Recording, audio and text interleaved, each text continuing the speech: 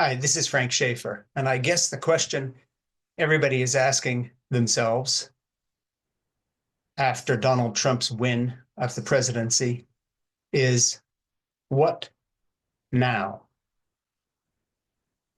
Well, I have some thoughts that I want to share with you. There are really only two paths ahead of us, and these are not new paths. They are the oldest paths on Earth. They are the basic fundamental choice in every marriage, in every country, in every relationship. And these two paths are hubris versus humility. Now, in the long reach of history, hubris is always its own Pyrrhic reward. It fails. We saw that in the Second World War. We see that in our individual lives, of the husband who may win an argument and stomp around in a marriage only to find that his wife has had enough and leaves him. The absolute certainty that one is right, even when one is right, that absolute certainty itself is often the death of a relationship, or a political loss, or the loss of an institution. Two paths, hubris versus humility. Now, to those of you who, like me, worked hard to see that Donald Trump would not get a second bite at the apple, and who liked Kamala Harris and rooted for her with all our might, this is a bitter pill. But you know, one thing we know about Donald Trump and those he has surrounded himself with, like Elon Musk, like J.D. Vance and others, they all share one thing in common. Not one amongst them is anything less than an egomaniacal power seeker, full of hubris and certainty about themselves, their own worth, and their program. Elon Musk thinks that 1 million of us must go to Mars, even if it trashes the Earth's environment with all those rocket launches. J.D. Vance has been a climber all the way up the ladder, coming from nothing and writing a book that was a bestseller and parlaying that into political power, and then who knows what. I'm sure right now he feels the hand of God is upon him as a recent convert to Roman Catholicism, that he is being chosen, like the popes of old, to lead some sort of reformational endeavor in the US to bring it back, and at the same time, glory in his own power. But you know, this is not a morning when Democrats and those of us who voted passionately for what would have been our first female and our first female Black president to indulge in our own level of hubris by denying the fact that perhaps some of us on the left in liberal circles miscalculated and showed some hubris of our own. You see, I'm 72 years old, and I cut my political teeth back in the 1970s and 80s as the nepotistic sidekick to my pro-life leader, evangelical theologian and philosopher father, Francis Schaeffer. I was his enthusiastic sidekick. I was his Elon Musk, if you want to put it in those terms. Bright, young, ambitious, using the pro-life movement itself to cut my own teeth in the film business, making a documentary series, first one called How Should We Then Live? And then a second called Whatever Happened to the Human Race, featuring my father, Francis Schaeffer, and Dr. C. Everett Koop. Historians say it was the beginning of the evangelical involvement in the pro-life movement. You see, before that, many evangelical leaders, like the late Reverend Billy Graham, whose son Franklin Graham is now a far-right operative in the Trump camp, were pro-choice. So our first fight was with our fellow evangelicals to convince them that our hubris of taking over a culture and changing it politically was what they needed to join in with. And we won. 50 years forward, Roe was reversed, exactly what we called for. And now Trump is back in office. And my family played a part in putting him there by politicizing the evangelical right. But in the long reach of history, our hubris was not rewarded because we did not deal in the language of compromise and middle ground and seeing the other person's point of view. It was all or nothing. And now, with Roe reversed and Trump back in power, we got everything that we wanted. And it's a Pyrrhic victory because, of course, the pushback against this counter-revolution as it arches through history for the next 50 years, will be that in the end, it becomes a Pyrrhic victory. The sheer arrogance of Donald Trump, Elon Musk, J.D. Vance, Tucker Carlson, and these others will undermine their position in history. They will fail, certainly. If they do not, then everything that we have learned about morality since the Greek philosophers 1,000 years before Christ until the present is not true. And above all, as someone who comes from a Christian background, the teaching of Christ is not true. The last shall be first and the first shall be last. The basic humility that formed Western culture, that created our idea of human rights, the very thing you don't find, for instance, in Iran, as they lock up another young woman for protesting being called a sinner and wicked because she wouldn't wear the veil. You see, the hubris of the Muslim community over the years in its conquest of the West ran up against people like Charles Martel, who drove them out of Spain and drove them out of the West. The hubris of the Ottoman Empire ended in catastrophe.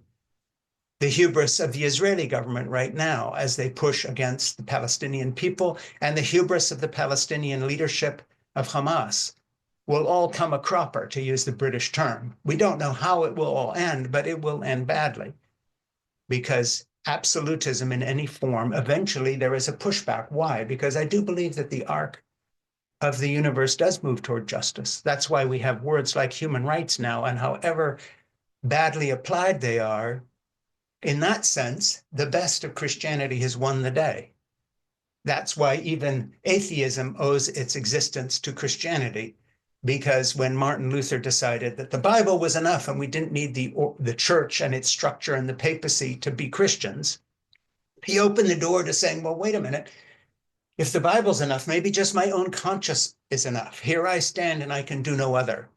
That's the cry of liberals and conservatives alike today, and that is the influence of Christianity. Now, speaking of the influence of Christianity, some of the hubris that has brought us this loss and means that Kamala Harris will not be inaugurated, but Donald Trump will. We have a choice, and I said before, two paths as people of the left, as liberals, as Democrats, as progressives, whatever we call ourselves, as moderates who voted for Kamala. We have two paths, hubris or humility. Now, this is going to sound a little bit like a smart-ass comment, but to illustrate what I mean by hubris or humility, I'd put it this way. If I was writing a headline in a right-wing paper today, here's what I'd say. You, speaking to the Democrats, have the correct pronouns. We have the White House. Think about that. Think about the hubris of any movement that comes along and says, we are going to change the English language to favor our view of sex differences, not gender. Gender is another subject, but the fact that there are no X and Y chromosomes, that sex is assigned at birth, quote unquote. Well, fine, okay, win a few battles, but how about the war? How did that go down with 99.999% of the American public, who even on the left felt they needed to push back?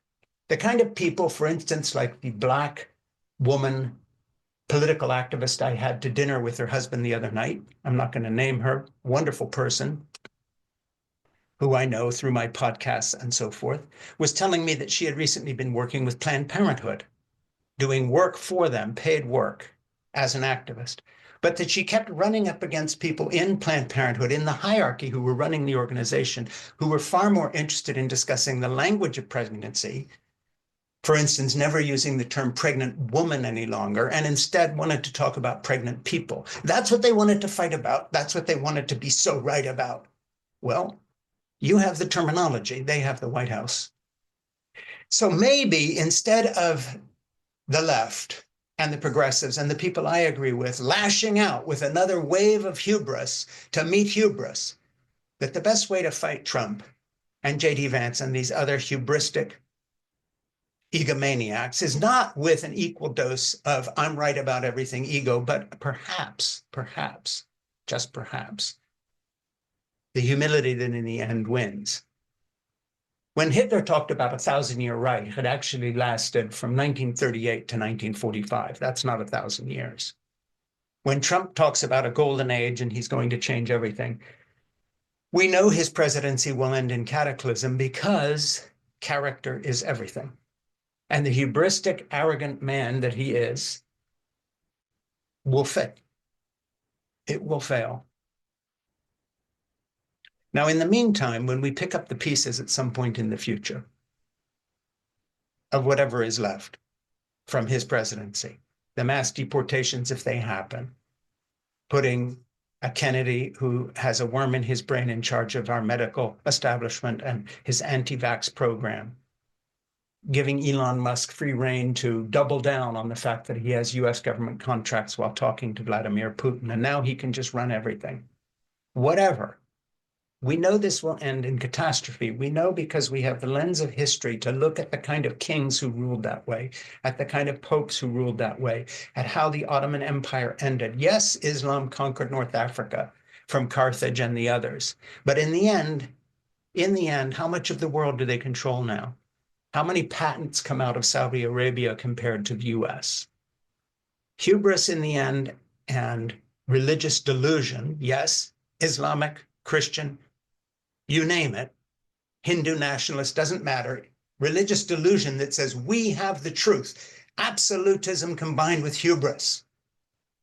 We Indian Hindu nationalists have the truth and therefore feel licensed to send an assassination squad to India to kill our Sikh critics.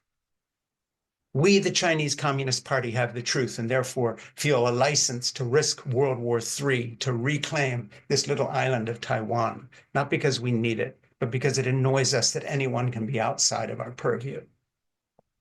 The popes of Rome who crushed heresy, who chased down people like Hus and others and burnt them at the stake and scattered their ashes, who got the last laugh? Not the hubris of absolutism of the Vatican, but in fact, the Reformation that redefined Christianity and the whole idea of human rights. And the very language that atheists use when Bill Maher, who is an atheist, gets on his program, and I like some of what he says and dislike some of what he says, but pretends that somehow this is a settled matter, that religion doesn't matter. He's just echoing the New York Times editorial policy for the last 100 years. This family that has run this paper thinking hubristically that New York is the center of the universe. These people at Yale and Princeton and Harvard and NYU and Stanford, who, by the way, have invited me to speak sometimes, thank you. Back in the old days when I was pitching my book, Crazy for God, and it's used as textbooks in those various places, feeds my hubris. Oh, I'm important. My book is used at these universities, but how about the universities themselves? How's it all working out for you guys? You have the Department of Anthropology. Trump has the White House.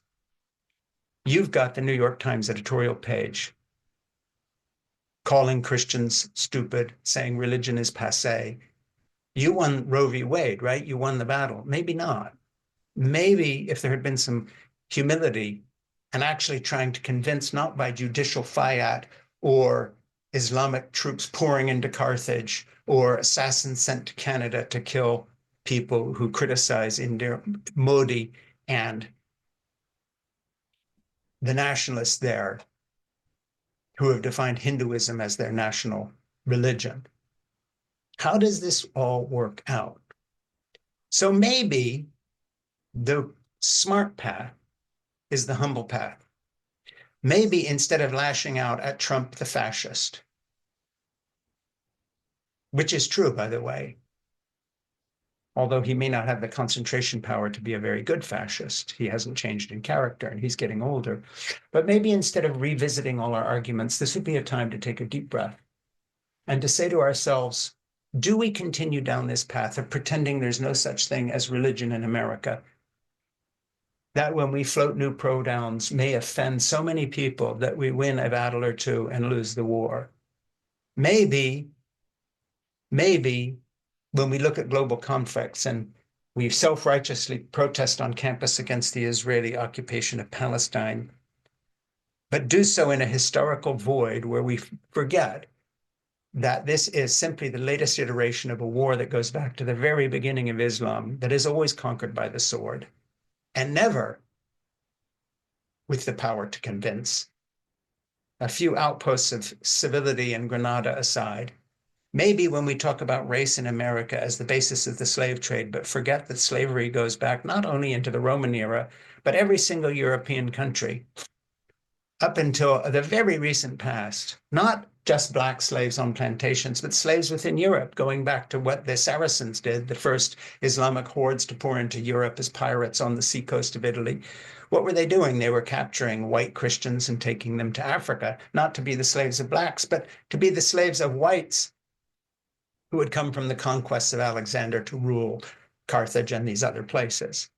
It's our ignorance of history that gives us permission to have hubris about being so right about everything, shut down the campus, persecute Jews in our midst, that somehow this is your fault. Excuse me, 3,000 years of history is not the fault of a Jew on campus. So we have a choice to make. Lash out, become fundamentally anti-American in our certainties, hate our own country as we have accused the right of hating our country, or step back and say, where has our so-called enlightened hubris, so-called progressive hubris gotten us in real time? Maybe it's time to recognize that the United States has a Christian majority. That, for instance, the Hispanic votes that were going to Trump happened that in spite of his racism, church-going brown people cared more about their beliefs than they did about issues of race and identity. God forbid. Oh, what a horror to a left-wing activist to say that. Maybe it's time to sit down and just say, what is it exactly that the left has been so arrogant about, and how has it worked? Why do we have these citadels of identity and citadels of racial statements and citadels of sexual gender statements in our universities that bear no resemblance to what most Christians, Muslims, Hindus, most Hispanic Christians, who are, by the way, most Hispanics, most Black Christians, who are, by the way, most Blacks, many males who listen to Joe Rogan, who don't go to church, but nevertheless feel disrespected by a system that, starting in grade school, favors people who know how to sit down, i.e., well-behaved girls like my granddaughters, as opposed to restless little boys who aren't getting enough sleep and hate school anyway. Maybe we should step back and say, hey, wait a minute, wait a minute, wait a minute. Instead of following the path of hubris ourselves, let's for a minute in humility reconsider our own certainties. And I'm not telling you what those certainties should be. That would be an act of hubris. But I'm telling you that if this loss does not call for a reconsideration of the certainties of the left, then we are as stupid as the hubristic right who have just won the election. So what to do? In answer to my question, and I am not being glib, perhaps it is time to listen to the teaching of Jesus. Not because I believe he's the Son of God, I don't. In that sense, I am not a Christian. But one thing that has shaped the best of Western culture, that you do not find in other religions, by the way, is the first shall be last and the last shall be first. And the uplifting, therefore, of the humble, not the people who run Harvard and the New York Times and the Wall Street Journal and Fox News, but the humble. And in the end, weirdly enough, history tends to bounce their way. And right now we've taken a bump in the road, but that's all it is. Don't panic. Look inside, take a deep breath. Be humble, be humbled. Ask where we went wrong rather than pointing the finger at where they went wrong. And guess what? In the arc of history, that attitude of humility and introspection and uncertainty as a faith in itself will win. My name is Frank Schaefer.